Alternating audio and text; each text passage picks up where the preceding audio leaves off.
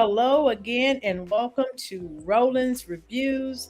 Of course, I told you our very esteemed guest, Dr. Hairston, would be back.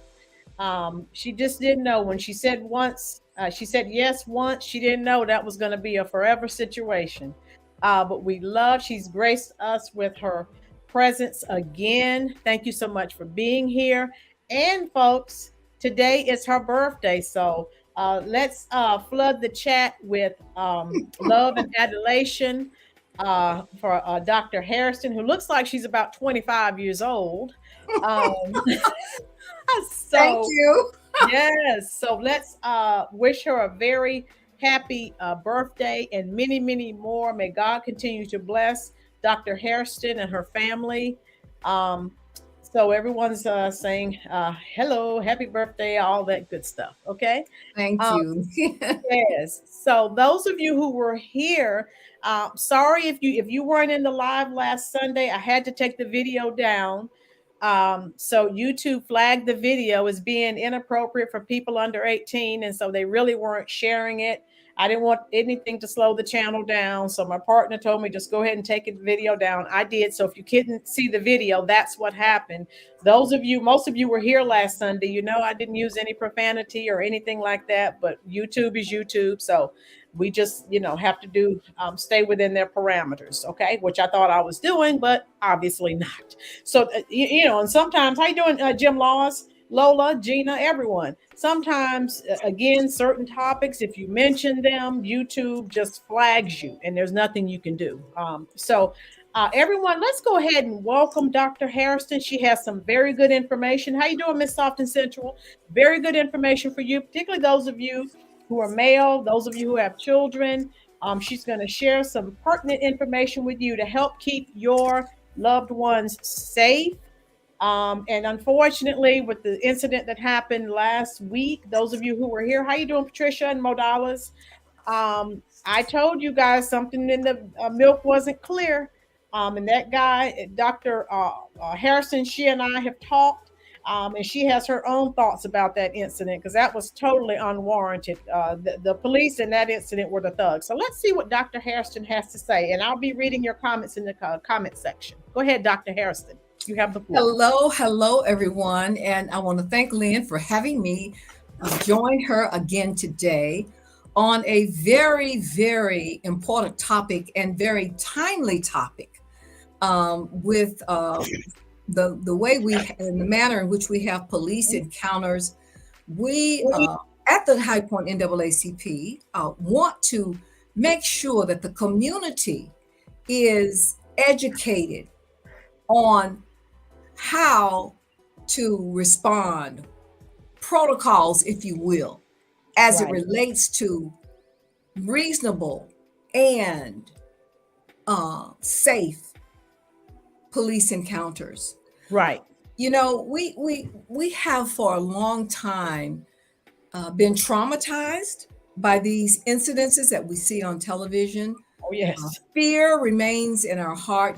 I've only been stopped once by a police officer, very polite, very kind. Right. I was on my way to the doctor. He said that I went into the intersection. So obviously he said that I had run the stoplight. Right. When he came up to the car, I already had my driver's license and everything out, but because I keep mine right in this console of my car. Right. And he said, "Do you realize that you went out into the intersection?" I said, "You know what? I don't realize it," but I said, "You're watching, and and I'm sure you did see that." But I said, "But I'm in a hurry. I've got to get to my doctor's office." And I said, "Hey, we're going to take care of this." And so he kind of smiled, and he took my license, went back and did his check, and he came back and he said, I'm not going to give you a ticket. I'm just going to give you a warning. Okay. You can be off and on your way. I said, "Thank you so much. Your mother raised you right." And he smiled and I smiled, and we went about our way. It was a very pleasant encounter, a very nice Greensboro Police Department. I wish I remembered his badge number so that I could give him his props. But if he hears this, hopefully he knows it's him. Right. But the bottom line is all encounters don't turn out that way. Right. Right. And we make no guarantees about outcomes and the things that we share, that we advocate, but we do want to increase the potential for a positive outcome as it Exactly. relates to when you stop when you're stopped by That's right. police. Right. um we're committed to educating, and this is proactive Right. education. It is educating you prior to the fact, and that is what we should be committed to. And you know what, all the education in the world may not prevent 100% of the time for some sort of That's right. negative impact to happen, but at That's least right. if you can proactively look forward, look ahead, and think of some of the kinds of things you are can do to Right. live to tell your story. And And that's that's the where main goal. Yep. this is the main goal. Mhm. We're compelled to speak out proactively against violence, obviously, of any kind, under any circumstances, Right. or any form, against, especially against persons involved in a traffic stop, Right. and encounters with the police, in the execution of their sworn duty to protect and to serve. Right. When you're involved in a traffic stop, the expectation is for all parties to be treated with dignity and respect, and for all parties to follow law and order that governs a Right. civilized society. Right. In this regard, we offer some proactive measures so that you can ensure that all involved return home safe to family and loved ones. Right. The first thing that you must do, and I'm going to say this, but I'll preface it beforehand, there is a video that is on the website Right. of the High Point NAACP, I shared it. NAACPhighpoint.org. And Okay. there are two videos there. One is 4 minutes long, and it's for Right. young people, youth, high school students. There's another one there for 20 minutes long that is for adults. Right. And it literally gives you some police etiquette, if you will, protocols, if you will, to hopefully help to ensure that you're going to be able to return home safe. The first thing you Right. do, stop your car and move into a safe place as quickly as possible. Right. Be calm, be polite, and watch your body language. You're going to, in the 20-minute video, you're going to see the correct body language, and you're going to see body language that escalates a situation. Exactly. Truly, 80% of our communication, or 78 to 80% of our communication, is Right. body language. It is. That's It going to is. determine whether you're going to get that situation off to positive or a negative result. Dr. Hairston, Yes. if I can say, I'm glad you said that, because when you're done with that, I want you to talk about, because we talked about this last Sunday. Now, in your profession, my profession, we're always taught to de-escalate situations. Now, we know, like you said earlier, every situation is different. And I just wanted to interject to say that the interactions I've had, have not been negative. I've been pulled over by Black police officers, white police officers, Hispanic police officers. Sometimes I would get tickets for speeding, sometimes I wouldn't. But in my life, have never, and I thank God that I haven't been abused, physically or otherwise. But I want you to talk about the situation with the egregious act. Of course, you and I talked earlier about the Tyree Nickel. If you could talk to my subscribers about if they come up, some police officers pull them over, and they just on 10, they're all way up here. Because I think that scares people. I mean, and I think, could you talk about that? Because we talked You know about what? that. The bottom line is, Oh, we'll go there, but let me finish the okay. the Okay. tips first. This Okay. is the way. This is the ideal situation that should occur, Okay. and then we're going to talk about Yes, ma'am. the situation that's not an ideal situation. Yes, ma'am. Okay. As I said, stop the car in a safe place as quickly as possible. Be calm, be polite, and watch your body language. turn off the car, turn on the internal light. If it's dark, go ahead and turn on the internal light. Okay. Open the window partway and place your hands on the steering wheel. Okay. Okay? Yes. Upon request, show the police drivers your license, your registration, and proof of insurance. The main thing is avoid making any sudden moves and keep your hands where the officer can see them. Now, if you're a passenger in the car, Okay. you've got the person at the wheel is going to have their hands on the steering wheel. If you're a passenger in the car, you need to put your hands on the dashboard. Right. Okay. Now that is the ideal situation. The key thing in that scenario that I just played or communicated, right, was body language. Watch your body language, because you're going to see in the video the guy's going to be, because any sudden moves causes the police to have sudden moves, and there you've escalated the situation. That's right. Now, if a police officer just walks over to your car and starts at 100 degrees, there's got to be something going on other than you, right, other than making that traffic stop. And you have no way of knowing. But the bottom line is, some of the police reform issues or points that is in the new police reform bill that they're trying to add to all of the kinds of things that's going on in Washington. One of them is making sure that mental health checks, mental health screenings are a part of the employment process when police officers come aboard, are onboarding for the jobs. Because one would really deduct that if a police officer walks over to your car and they are already at 100 degrees, something else is going on. Right.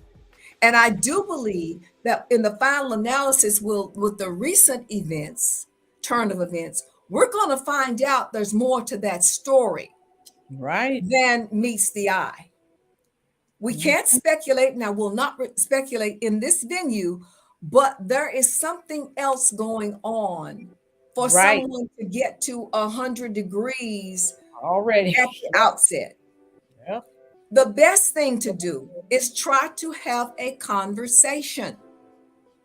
And don't start that conversation out with, what did I do wrong? I would start a conversation out with, good afternoon, officer. Just speaking in that tone of voice is going to de-escalate that situation. That's going to mediate that situation. Because when that officer walked over to my car, I said, good morning, sir. It makes a difference. It does. The words, your goal is to get home safe. Right. Your goal is to live to tell your story. And if it just takes you being polite and just simply saying, good morning, officer. When the officer said, when the officer said that I had moved into, I said, hey, you know better than I. Right. Because that's what you do. Yep. Because I was on my way to a doctor's appointment that I was late for, and I was not really paying attention. Right. But it's his job to pay attention. So there's nothing wrong with saying, hey, that's what you do. But the bottom line is to watch the tone of your voice. Right. Watch your body language. Go, Yep. Watch your body language. In the video, it says, never, although you might want to turn this encounter in to supervisors or to the department or whatever, but never say that you're going to do that. Right. That's another way you escalate the situation. Never ask, what is your badge number? Those kinds of things escalate the situation. Instead of you wasting time on those things that escalate the situation, spend time on those things that mediate the situation and the things that you can do is to watch your tone of voice, watch your body language, and be polite. That's it. No matter if you're steaming inside, you got to remember that your goal is to get through that situation. You got to remember your goal is to live to tell your story. That's right.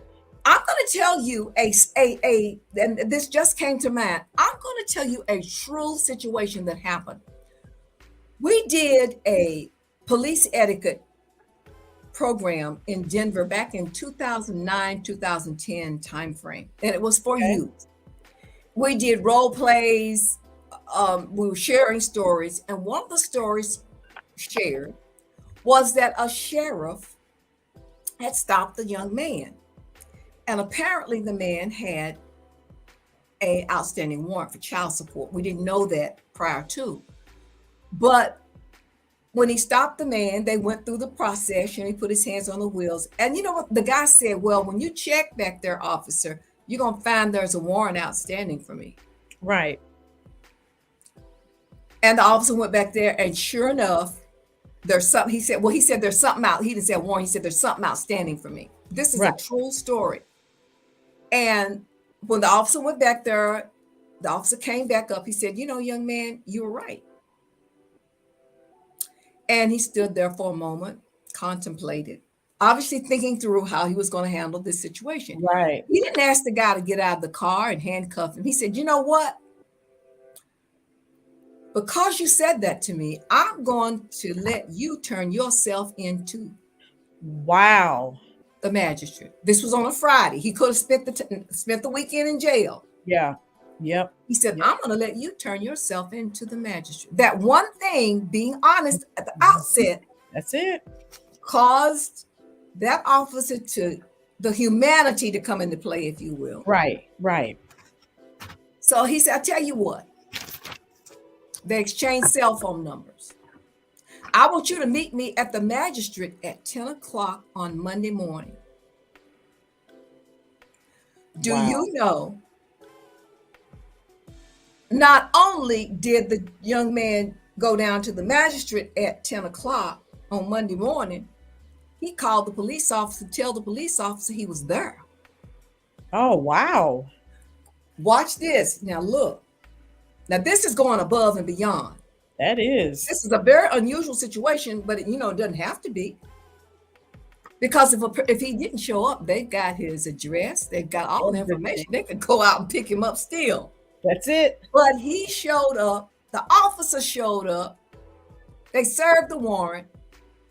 The guy signed the. He said, I'm on my way to work because I got to work to pay this child support.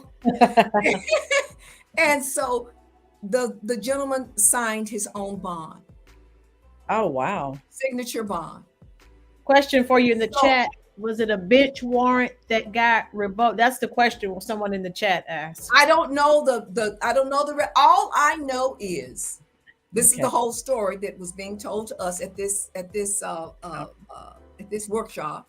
Okay. All I know is the story turned out very positive, and that's all I can say. Oh, wow. Whatever kind of warrant it was, I do not know. They allowed him to sign his name, and he was out of there and went to work so he could make some money to pay that child support that he was. Obviously, they set a court date. They do the usual thing. But the bottom line is the key takeaway from this: the young man put his hands on the steering wheel and said, "Officer, when you go back there and check, there's going to be something outstanding on me." Right. And that officer obviously appreciated the honesty so much so he could have spent the weekend in jail because it was on a Friday. They don't start this process until Monday morning. Right. He was there and all is well. So I'm saying you never know what the outcome is going to be until you roll through the situation, but you need to roll through the situation as polite. Right. And respectful. Even if somebody raises their voice at you, if you notice, voices escalate based on the tone. That's right. As a speaker, voices escalate based on the tone. If somebody speaks to you in a very harsh manner, you can speak to them in a kind manner, and that is just human nature. That's Their right. voice comes down to your voice. It may take a couple of times, but you need to try to remain calm, and you need to try to keep that voice in a normal tone, and don't use the same tone that's coming at you. Mm-mm. Don't. You don't want to do that. Mm-mm. So what I'm saying to you, we can and sometimes control the outcome of these encounters just by virtue of the fact of doing these few 5, 6, 7 points of protocol, points Yep. of etiquette, if you will. We all need to be practicing etiquette in this country, because everybody is more aggressive to each other, no matter what We the are. situation is. We Whether are. it's driving, whether it's sitting on an airplane and somebody banging on the back of your seat with their feet. We just need to practice more kindness and consideration, which is called etiquette, in all of our interactions. We all could use Right. a bit of that. Are there any questions? I'm going to move on to another topic, the protesting and that sort of thing that we talked about earlier. But are there any questions or any comments that folks might want to cover? Okay. Let me see. So Reese Cup said yes, because people don't realize speaking loud and not listening, that's a trigger for some people. She's right. Let me see. So Gina Dallas Diva said, I was actually rewatching the body cam footage on a channel that had it uncut earlier. And she said, shame. So, um, yeah. And like I said, you never know what the officer has endured before he comes, to pull you over. And sometimes, of course, it's called, misplaced anger. Sometimes people will lash out at the people that they can, because the person that they're really angry with is not there. Not saying it's right, but as Dr. Harrison was talking earlier about human nature, it is what it is. So, again, um, I thank God, I haven't had any issues. I'm just speeding tickets. Sometimes I'm in a hurry. So, but And sometimes a black officer would write me a ticket and a white officer would let me go. Just say, hey, slow down. So, but every time I'm pulled over, uh, yes, sir, no, sir. When an officer asks me, me a question, why are you in such a hurry? Is it that serious? And I would think, and I would say, you know what? You're right. I'm wrong. And so again, I haven't been discriminated against. I mean, some people have, I haven't. So, but we know it exists. So, um, Lynn, there is another incident that a lady just shared with me, and she is seeking legal counsel right now. right. We referred her out to legal counsel's a civil rights firm, and she was in Alamance County, and she's a woman that's about 69 years old. Okay. And the police stopped her for driving too slow. Oh, And wow. when they stopped her, she was totally harassed. She was they wanted to take a blood sample, and they broke her fingernail in the process, because they did a Oh, finger man. stick. But she could hear in the background this officer telling the officer stopped her, she doesn't even have a traffic ticket in her background. They didn't even ask her for her license, her registration number, or Oh, any of that. Next thing she knew, she was on the ground, and she said two of those officers were literally pressing on her back.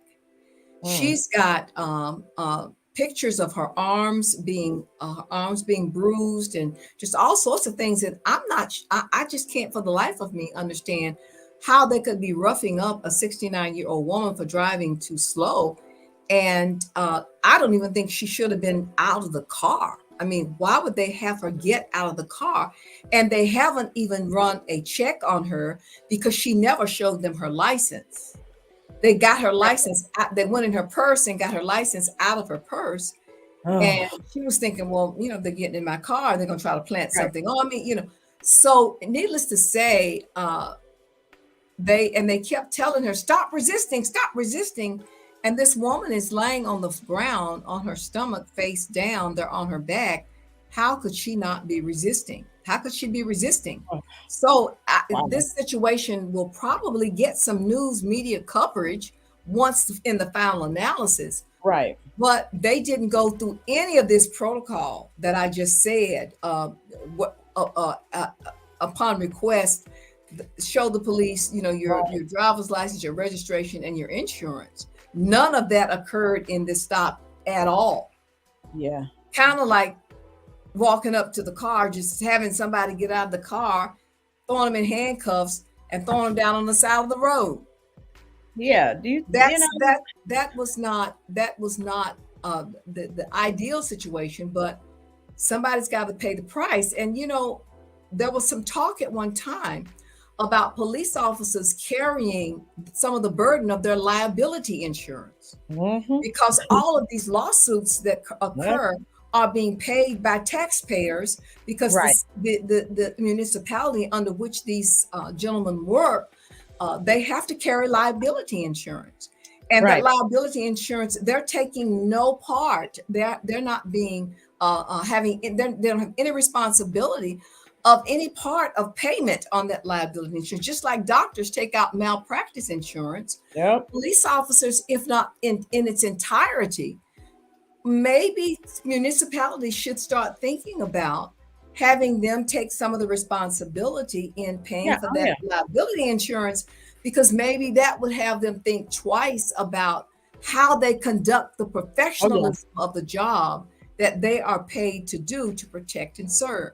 Right. I'm a solutions-driven person. I'm an outcomes-driven individual. And anything I put out there as far as education, I'm going to suggest, whether it becomes law or not, I'm going to suggest that there be some responsibility taken on the part of the police. Now, there is responsibility that should be taken on the part of the person being stopped.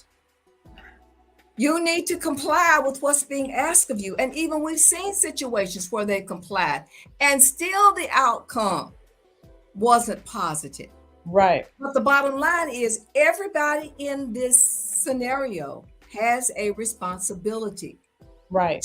To treat each other, treat all parties with decency and respect, and follow the law on both sides, law and order, that's involved in a civilized society that ensures that everyone get home safe to their loved ones. So this is not a one-way street. This is a two-way street. There's responsibility on the person who stopped, and there is responsibility on the police officer as well. If we can parallel those responsibilities, the potential for a positive outcome is more in keeping with the situation versus a negative outcome. So, Dr. Hairston, so again, I'm like you. I don't know what to attribute the overzealous police officers. I don't know if it's like they're on power trips. So, Jim, let me see. Lucinda Baxter. Well, let me start with Jim. Jim Law says the air of superiority rubbed me the wrong way, so I got the wrong end. That's from Jim. Reese says, I think we should have cameras in our cars. And I was going to ask you a question about that, Dr. Hairston. Lucinda Baxter, in California, they now have mental health reps go out with the police officers to defuse situations before they escalate, because 9 times out of 10, it's some type of mental health issue. We're finding this out about, lots of incidences. Jim said, great idea about having cameras in cars. Or Lucinda, citizens and police officers are all accountable for showing respect to one another. And then Spikey said, I had a couple of run-ins with the police, and it's usually me being respectful and nice and still getting a stank attitude. It's hard to comply and not get hurt without getting an attitude. So Dr. Hairston, now I'm pretty much like you, and this is what I tell my students. If someone comes to me shouting expletives, cursing, I tell my students to walk away. It's not important for you to get the last word.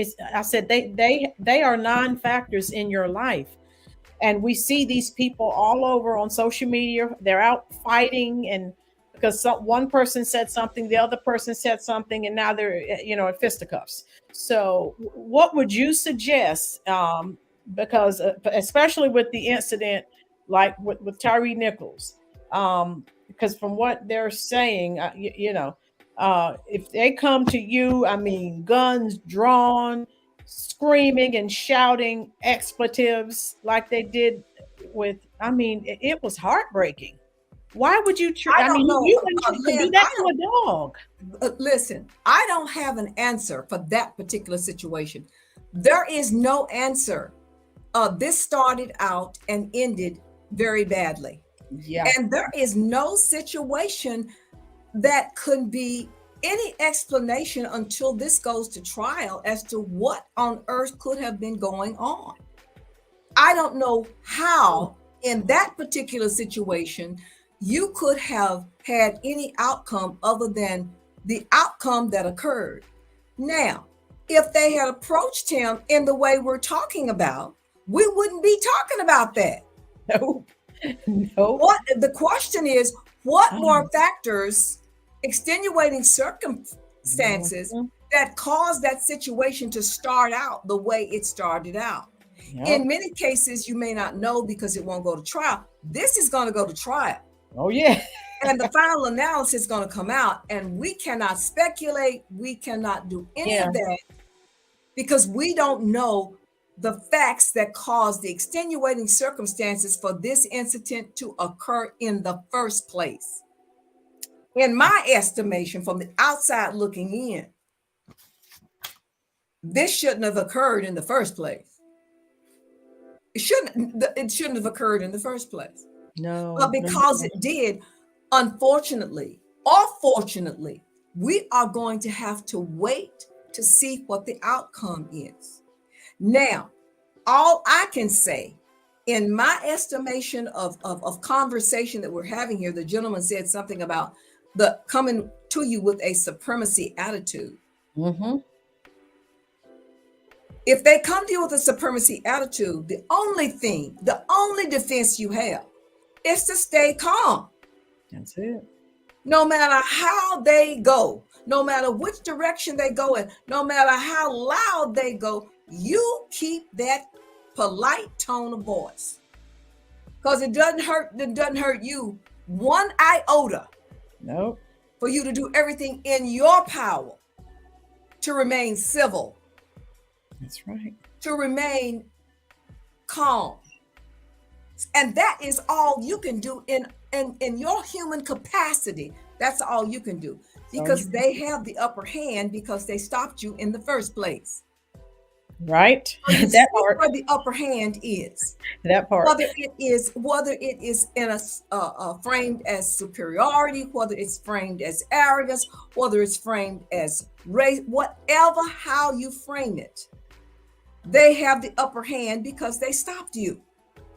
And the thing that gets me is they have their body cams on, and no matter what happens, it could be video.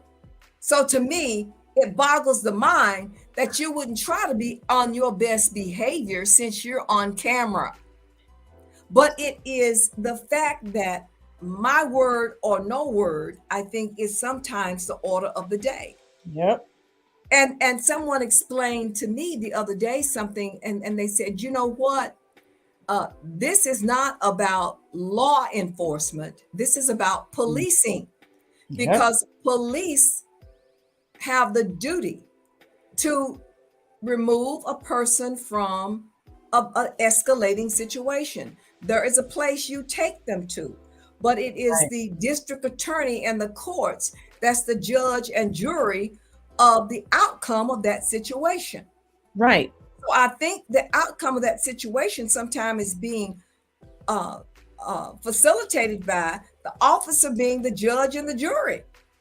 And you're not that. So understanding what the role is, and I know there's certain, I'm not an authority on this by any means. We're just trying to educate, but understanding what your role is. You know, is it necessary? And this is a question that we're going to be sitting down talking with our police and sheriff here in this county, is it necessary for people to get out of the car? What, Oh, okay. what reasons? One question we're going to ask them to clarify for us. That's Why good. is it necessary for a person to get out of the car? Now, if you've gone and looked up this person in the computer and there's something outstanding on that person, you're Right. going to want that person out of the car because you're going to want to handcuff them and take them in, all those kinds of things. But there's some information on that video, and I'm going to make you go to that video and look at it. I'm not going to give you all the story. You're going to have to go and search some of it out yourself, seek some of it out yourself. Right. There is a situation there when that occurs, and some of the kinds of things that you need to say. Right. And you need to take a look at that 20-minute video and see what that authority, there's an authority person speaking there. Right. To see what that authority has to say. And I think you're going to have to go and research that on yourself. What I am doing is giving you 5, 6, or 7 basic protocol points that you need to follow. Top line, if you will, that you need to follow. In that video, they go into more depth. They show you the right situation, the right way to handle it, and they show you the incorrect way to handle it. Right. And you really need to go and seek some of this information out for yourself.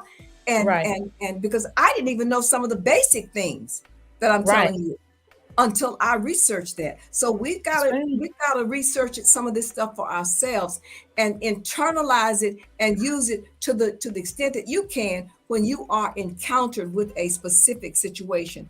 The main thing you want to be safe and advocate. We are advocating for safe and reasonable police encounters. Right. And the video that Dr. Hairston keeps mentioning is actually up under my video in the description box. I did share it so far as utilize links. I think it's the first one. So definitely check out the videos, and it will help you if you're possibly pulled over again by the police. And what I wanted to ask you, Dr. Hairston, would you suggest anytime that someone's pulled over, would you suggest they immediately start rolling the camera on their phone or what have you? The minute that encounter occurs, somebody needs to be doing a video. Okay. And even in the video that's on the website, there is a place in there where he says when you have to have witnesses to what is happening, be sure to check your environment to see if there is someone videoing it also. Okay. So that is one of the things that they're saying in the video.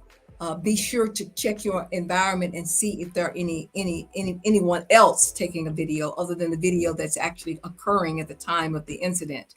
Now, something I'm going to suggest here. Each county, and you need to check into your county. I know they have it in Guilford County here in High Point, Guilford County. There is something called the Citizens Academy or the Police Citizens Academy.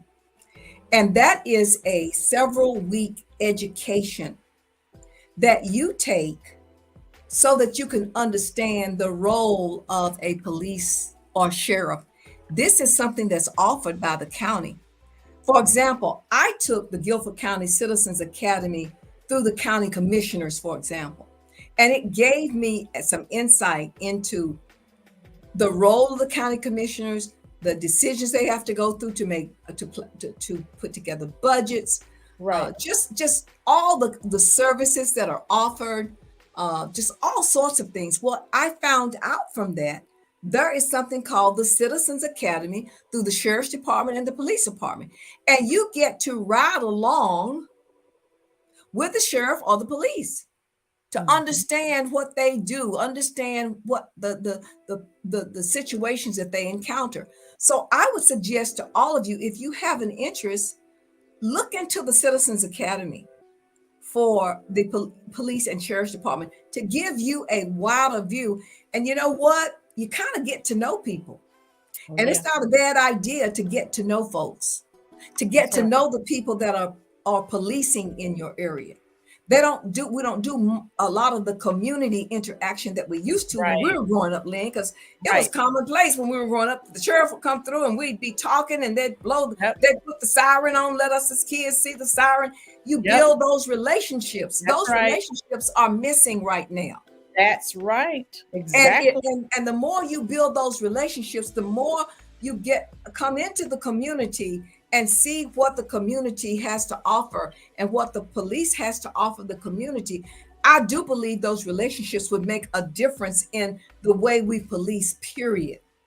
But Yep. You're since that right. doesn't happen, you as a citizen take the lead and contact your sheriff's department, your police department, and ask, do you have a citizens academy? And if you do have a citizens academy, how do I sign up for that? It's like one night a week or one day a week, evening a week, for an Right. hour or two, for like maybe 6 weeks. I think mine was 12 weeks that I took.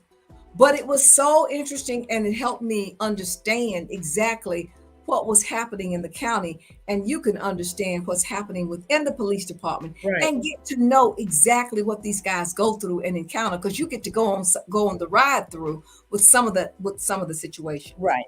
And I'm glad you mentioned that earlier, Dr. Harrison, because I think, now we know that with every profession, you always have people who are doing things they shouldn't be doing. But as you mentioned, there used to be, not saying things were perfect, but there used to be that relationship between the police and the community, and that's been lost, and that's what's causing, some of the, not all, but some of the issue. And I thoroughly agree.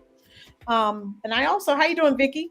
I also wanted to know, do you feel, in your opinion, if you have a concealed carry license and you have your gun with you, should you alert the officer immediately as soon as you pull over? What are your thoughts on that? You know what? I'm not going to share thoughts on that because I am not an expert in that area. And Right. that is as a matter of fact, that is one of the questions when we sit down with the sheriff and police. We're going to be asking them some of those questions, some of those very Mhm. questions. What Okay. would they prefer to see happen? What would cause a situation to escalate at the sight of a firearm? Where do you keep the firearm? You know, there is a lot that has to be disclosed. And I'm not going to get on that topic until let's have another session. Yes, And ma'am. because we're going to be sitting down, they have asked us to come in and sit down. This is the So you're first trying to time find that. I can remember that the NAACP has been asked to sit down with the sheriff and with the police department and come to some sort of dialogue Right. around how can we work together better. And those Right. talks are coming up in the next month. Oh, And once wow. we have those talks, Lynn, I will Yes. come in and bring that information back to the community and to your audience as to Okay. what we need to be thinking about in all of these kinds of situations. Yep. And that's why I'm not going to jump the gun, if you will, Okay. and dialogue with that at this moment, because we're going to find out the facts from the horse's mouth, if you will, as Okay. to what we need to be doing as citizens. This press release that we put out on safe and reasonable, advocating safe and reasonable police encounters, was just the tip of the iceberg, was just to start the conversation. Now that Right. we're starting the conversation, now that we're educating people on the basics, let's go to the rest of the story and Right. understand the different components that would really help to educate the public as to Right. things like what you just mentioned. What are some of the surrounding dialogue that we need to be sharing as it relates to conceal carry? You know, Right. what are some of the kinds of things that need to be considerations when you're stopped? And that is an issue. So that will be forthcoming. But the last thing I wanted to talk about Okay. is the reason we put the press release out, the reason we put out this proactive means of looking at this situation. The first thing that comes to mind a lot of times is we should protest. We should carry the signs. We should, There is a time and a place for that. But if you recall, when in Martin Luther King's time, that was a very, very outcome driven action. Things happen. But I want to ask your audience, Okay. do you feel that protesting gets the results that it once did? Now, I'm going to answer that question and say no. Right. It's not getting the results. We need to really assess our methods for getting results that are going to actually have outcomes for our community. Right. For Black people, I'm going to say for Black people, Right. that is not happening in my estimation. Okay. The first thing that comes to my mind when I see folks walking with signs and what have you, what is their destination? If you recall, Martin Luther King had a destination. He did. Martin Luther King and his advocacy through protest actually caused some positive outcomes. Even with all the George Floyd protesting and all of that sort of thing. Oh, yeah. They still haven't passed the bill as an outcome to effectively move the pendulum in this space that we're talking about. Mm-hmm. So I would never leave a talk without saying the power that is going to impact, result in, or results is going to be your vote. That's right. The power in the vote is where the action is, y'all. You see that, yeah, protesting is great to bring awareness to a situation or to an issue, to advocate for awareness. And that is all that is occurring right now. Right. There is no actual tangible result that's occurring. I would say, and I'm going to suggest this, if you're out carrying signs and advocating in that manner, have a destination at the end of the road. Yep. Set a table and have registration materials on that table and take it one step further, register people to vote, and not only register them to vote, but make sure they're going to go to the polls to actually follow through and vote. See, in many of our precincts in High Point, we ran a statistical report, and it actually shows in some precincts there's 1,500, 1,200, 1,000 people registered, but only 200 of them went out to vote. That could have made the difference in the Supreme Court in North Carolina because they were keeping all of these issues at bay. Voter ID, felons being able to vote, felons that were not on parole being able to vote. We're getting ready to see turn back the hands of time, y'all, because the folks that were there initially that were holding all of this, keeping all of this stuff at bay, is no longer there. So you're going to see a huge exodus of bills being passed that are not going to be favorable to our people. So I say to you, let your destination be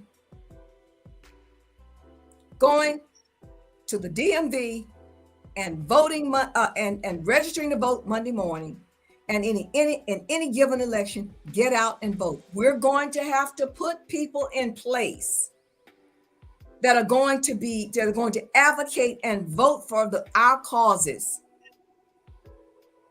Right now, there's plenty of awareness going on, but no tangible action. That's right. That's going to effectively change the status or the socioeconomic status of Black people. And another thing, what happens, the media gets us off on all of these emotional tangents. Yep. That keeps us from focusing on wealth building, the economic viability of our children, of our families, education, healthcare, transportation. All of those things are key to raising the economic status of Black folks. But we go off on tangents that really don't foster the economic viability of our people. Yeah. So I'm going to say to you today, if you're not registered to vote, if everybody in your family is not registered to vote, if everybody in your neighborhood is not registered to vote, you do a dire injustice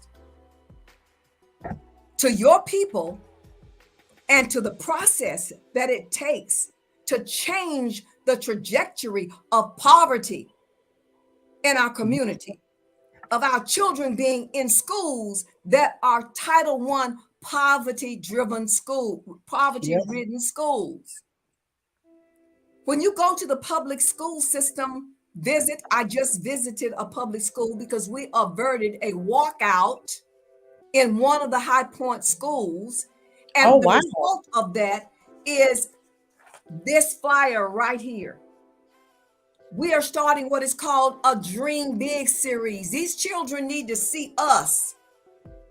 Yeah. We're starting what is called the Dream Big series, and we're going to have professionals like doctors, dentists, lawyers, architects. All of these professions go in and have a session with these young people so that we can expose them to something to dream big about. Right. Our kids can't dream big because they're not exposed to that which is motivating them to dream big. That part. The main thing, what they see is professional athletes. That's right. Entertainers. There's nothing wrong with being a professional athlete. There's nothing wrong with a career as an entertainer. But so few of us are able to get into that circle. That's right. Well, if you're not able to get into that circle, you need to have a secondary career path. And that secondary career path needs to be a career path that is going to be able to have you have an income that is going to sustain you and your family way above that poverty level. And the only thing at our disposal right now, ladies and gentlemen, is the power of our vote. Your vote collectively added to everybody in your family's vote, collectively added to everybody in your community's vote, collectively added to everybody in your church. Look at the enormity of that accumulation of the vote, accumulation of the power. Again, we have got to place people in positions that's going to advocate for us. What we did with the safe and reasonable police encounters, we are just advocating for the education piece, the proactive piece. Right. But now it's time for you to put people in position, elect people that is going to pull this stuff through to the next level and place it into law. Oh, yeah. Advocacy is one thing, but you've got to put people in position to turn that advocacy into policy. That's and right. that policy into law.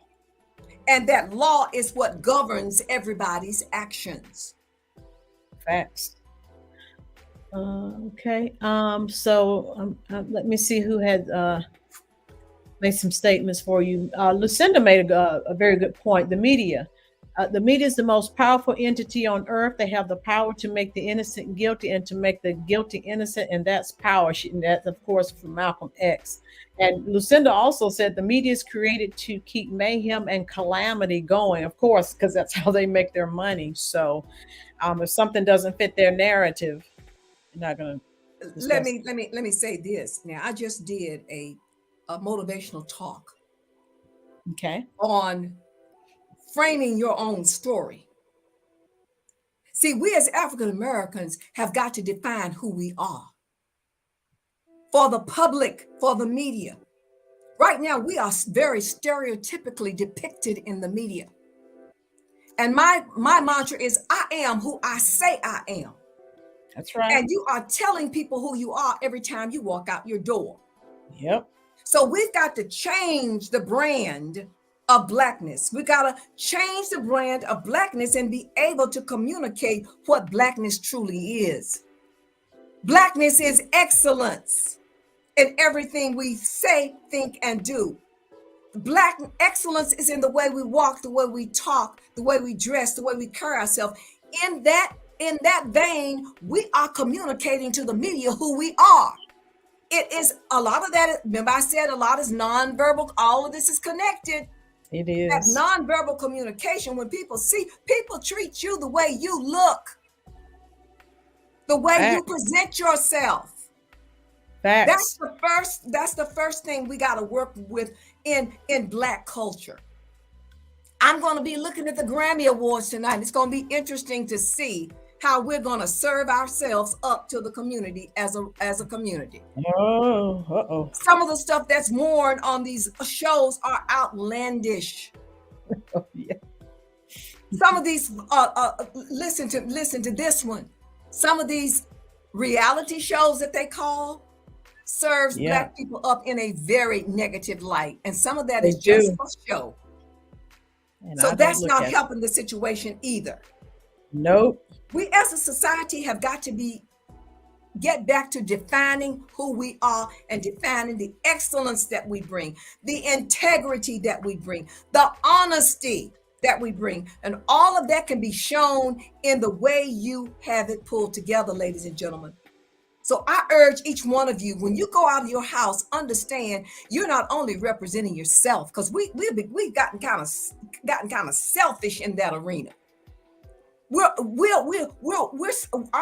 I'm being me. No, you're not being me. You're representing your entire race when you're out there. Sorry, when a white person does something, they're representing themselves. But when Black person does something, they paint the picture of all Blacks, y'all. So let's play unapologetically. Let's play into that scenario. Let's start today. We had a man in the White House. I don't agree with everything Barack Obama did, but he was there and he was our president. And we had a first lady in the White House. They were models of what Black folk ought to be, aspiring to look like and be like. But we're not doing that. And until we collectively come together as a people and define the greatness that lives inside of Black folks and show that greatness on the outside, and everything we say, think, or speak is in the same vein of greatness and excellence, I'm afraid we're going to stay right where we are, y'all. Because collectively, we're not buying into the excellence that we should be exuding every day. Because we are a people of excellence. We are a people of integrity, honesty. But the media doesn't serve us up like that. And you know what? No. I'm going to sit here and say part of that is racism, discrimination. Yes, that's a part of it. But sometimes you young ladies and gentlemen, we play into that. We do. We play into that. We help them define our character. We help them define our excellence. So we've got to move away from that mindset and get into a mindset that says we are going to show excellence in Black. You know, I'm going to share this quick situation with you. I moderated a situation and they said, "Oh, you did that." No, I said, you know what? This is what Black excellence looks like. We just need more of an opportunity to share it. And when you have an audience, each and every one of you share what Black excellence looks like. And don't fall into the everyday kinds of situations that define us in a negative way. And y'all, I don't have to go into all of those things that define us in a negative way. I want to keep this thing real. I want to keep this thing positive. It's our responsibility to control the narrative. How would you like for somebody to, like they've done, described us in the media? They've described us in a very negative way. It's up to Negative. us to take back that negative narrative and change the trajectory of that narrative and turn it into positive.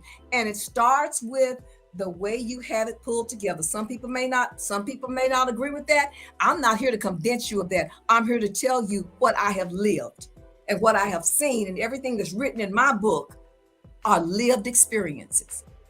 And I'm saying to you, the things that's going to help you get to the next level, the things that's going to help you become successful, I can tell you a thing or two about success. I can tell you a thing or two about way high six-figure salaries. I can tell you a thing or two about that. And if you want to continue to be on the outside looking in, continue what you're doing. But if you want to move to that next level, if you want to see the cream rises to the top and you want to be the cream at the top, there are some things you're going to have to do and some changes you're going to have to make.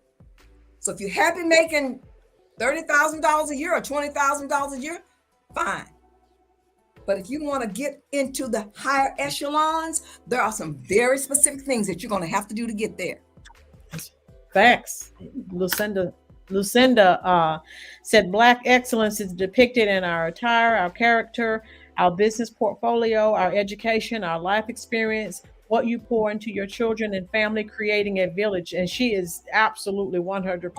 Or lack thereof, what you just talked about. That's right. That's what excellence is, but or lack thereof. If you're not showing that in those socialization pieces that you're talking about, it's not there, and that negative brand or that negative depiction of Black folk is going to stay right where it is. It's not leaving. And if you're not collectively getting people to subscribe to what that lady just said, I'm afraid we're going to be left outside looking in. Exactly. And I don't know if I shared with you guys before, but I have it in my classroom, and I share it with students, and I told them I'm going to get it patented. And the saying goes like this: never fit the narrative of what others have created for you. And then I have semicolon, always do the opposite. That is what is happening. We are falling into the stereotypical narrative that they have developed. Yeah. Let's move outside of that narrative, Lynn, and be the best you can possibly be. And if you don't have it, check in with somebody that does and learn how to get it. Exactly. You don't have to be envious and jealous of anyone. You can get it for yourself. You see somebody that's got some qualities that you like, tap into that person and see it is that makes them tick. What is it that made you successful so you can learn to be successful as well? And that's what I share with my students. If you're not successful, it's no one's fault but yours. Where everyone's pointing fingers. No. I told some of my students, I said, I don't want to see you in 30 years and you're still telling me what your mother did, your father, and you're just floundering at life.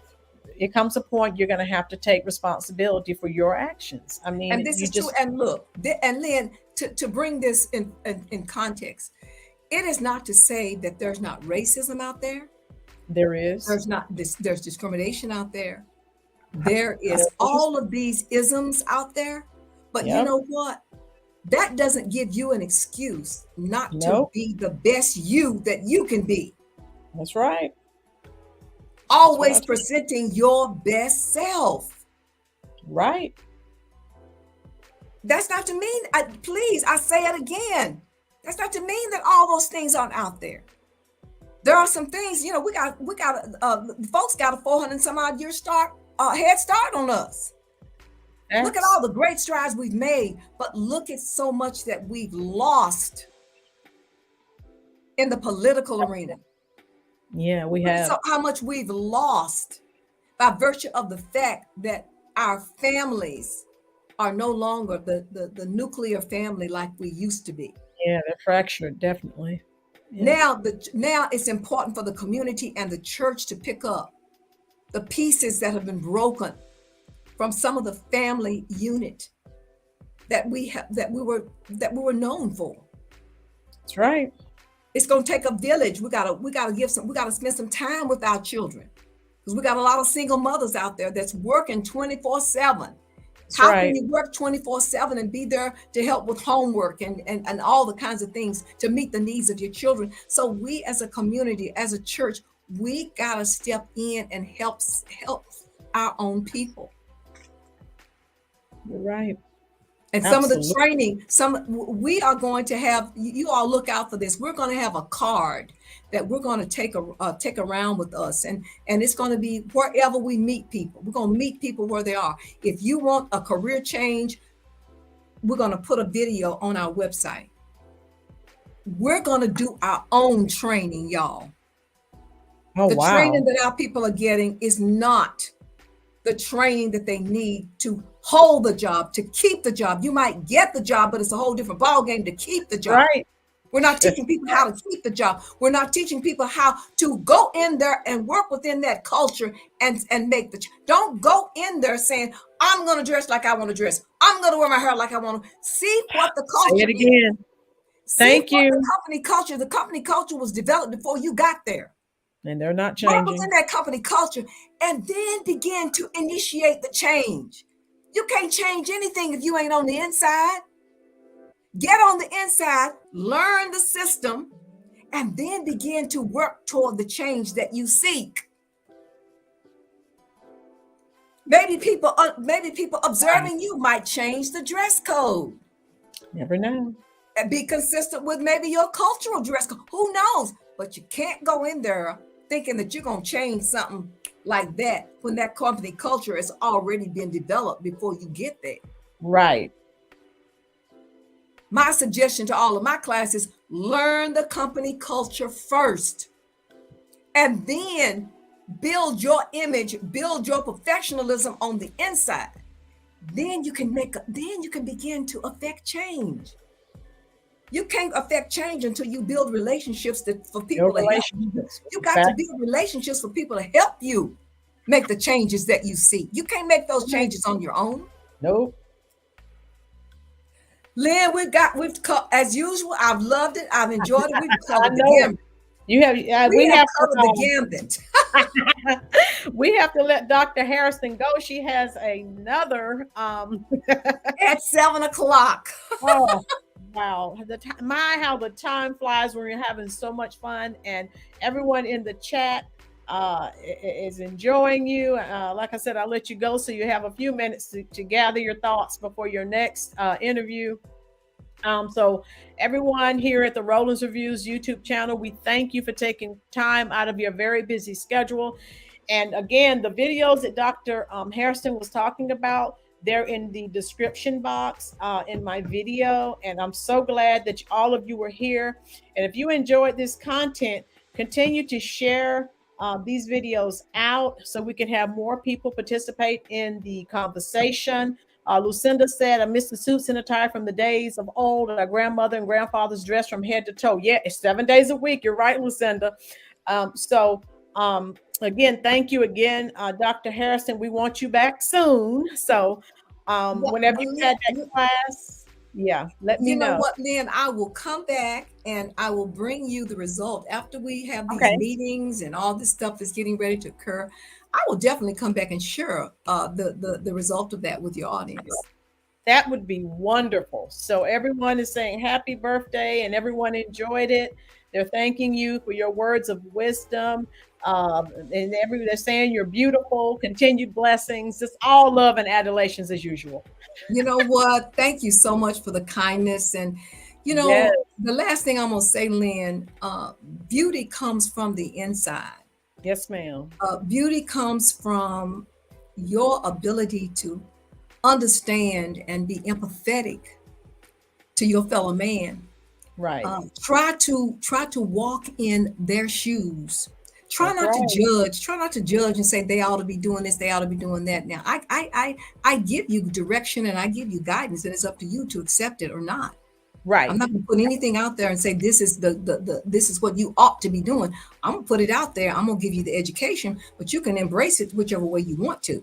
Yes, whichever way you want to use it to your benefit. Right. But y'all just be empathetic, be kind. Right. Give a smile everywhere you go. because you never know what that smile might net for you. That's right. And there, people are, everyone's thanking you. It's a pleasure. They like when you're on. I told you that. So don't worry, Dr. Harrison's coming back once she's had her some meetings, and she's going to come back and give us even more information in reference to this topic. So thank you so much, Dr. Hairston, and continued blessings to you and your family. And please come back quickly. We love it. I will be back. I promise I will be back. Give me to probably March, April Okay. time frame, probably April Okay. time frame. We should have all of this Whenever.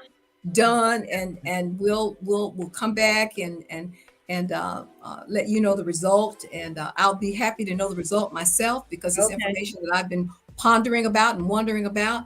And I said, you know what? Thankfully, we have an opportunity to sit down and clear the air and be about it. Yes, ma'am. Thank you so much. We have thoroughly enjoyed the information that you shared with us.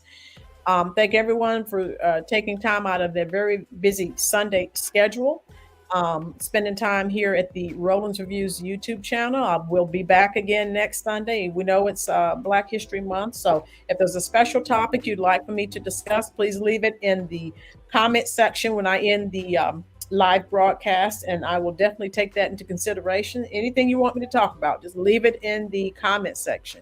So everyone have a nice, enjoyable week, and I will see you next Sunday here at 4 o'clock p.m. Eastern Standard Time. Bye-bye. Bye.